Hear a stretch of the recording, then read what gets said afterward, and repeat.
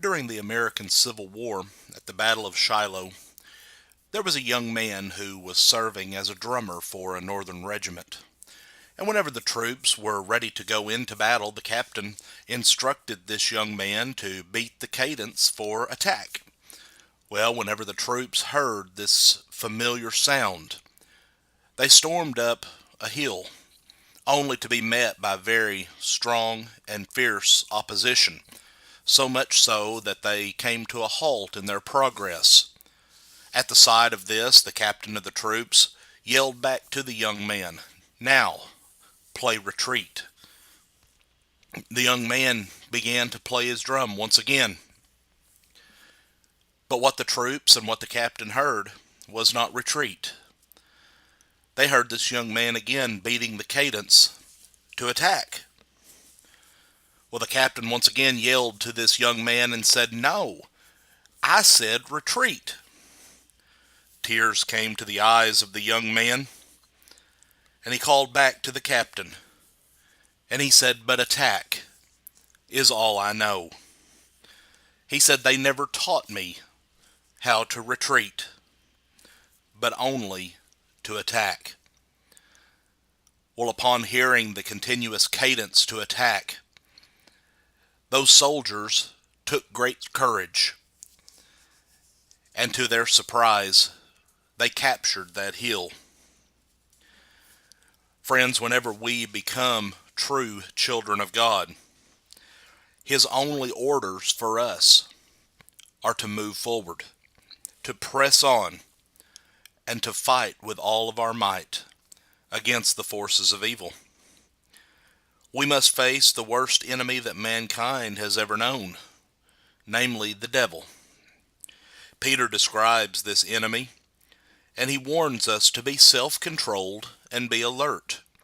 For our enemy, the devil, prowls around like a roaring lion, seeking someone to devour.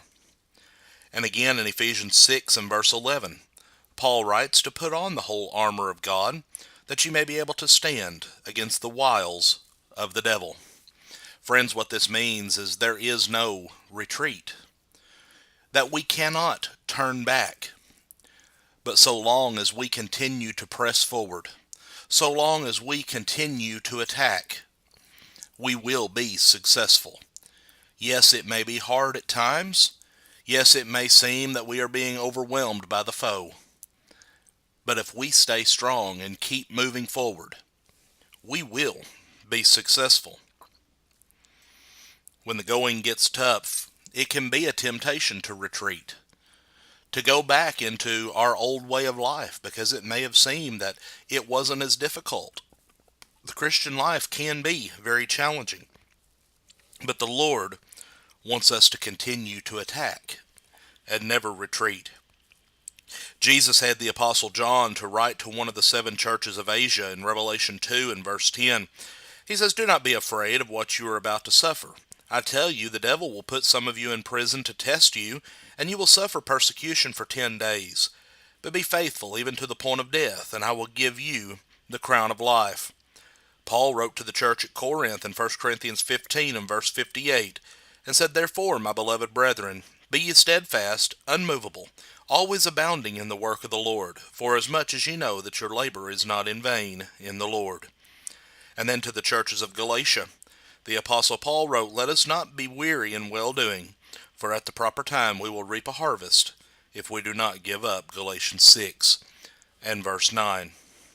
Friends, there are enough people who were once religious, but have retreated to the devil. And there are enough of them to fill every church building in this land. They heard the sound of the devil's retreat instead of the Lord's call to attack and to press on. And unless they repent and return to God, someday when the Lord returns, they will find the meaning of being lost eternally. And Peter says of these, "For it had been better for them to have not known the way of righteousness, than after they have known it, to turn from the holy commandment delivered unto them." 2 Peter 2 and verse 21. Friends, today let us press on, and help us always to attack rather than retreat. Thank you for joining us today. Have a blessed day.